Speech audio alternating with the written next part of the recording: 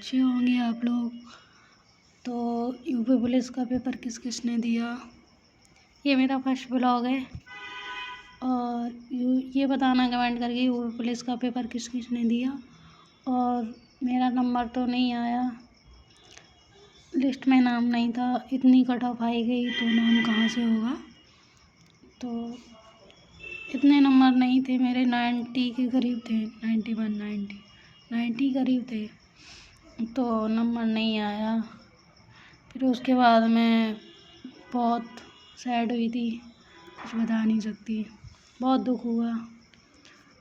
कोई नहीं, फर्स्ट बार दिया था पेपर यूपी का, तो कोई नहीं, अब आगे जीडी का और आरपीएफ का पेपर है और यूपीएसआई का पढ़ती हूँ, तो हो ही जाएगा किसी न किसी में, जीडी में या आरपीएफ में।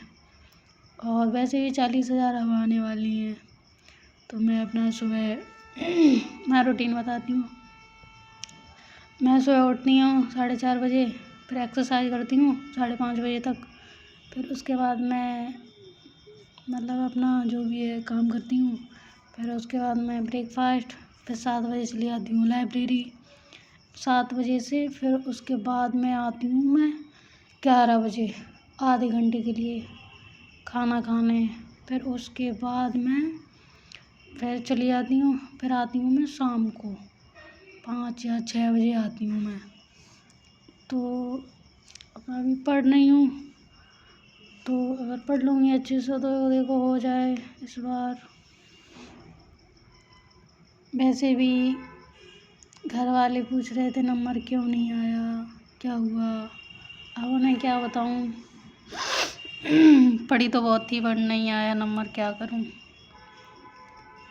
अपने कोशिश करी थी बहुत बट नहीं हुआ, क्या करूँ। कोशिश तो सब करते हैं, पता नहीं कोई कमी रह गई होगी इसलिए नहीं आया। इसी बात का बहुत दुख है, पता नहीं कहाँ कमी रह गई।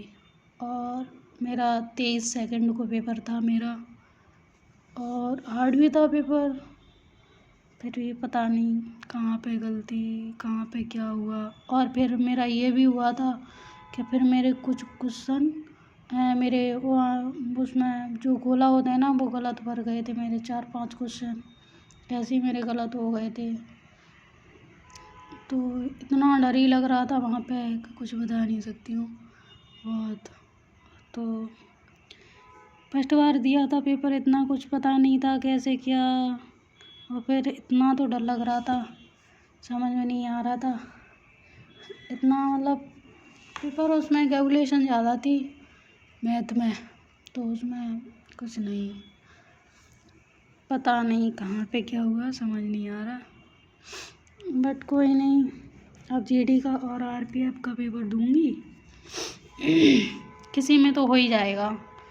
और फिर यूपीएसआई की आ ही रही हैं, फिर 40,000 आएंगी पुलिस की, तो हो ही जाएगा किसी न किसी में। तो मैंने सोचा चलो ब्लॉग बनाती हूँ।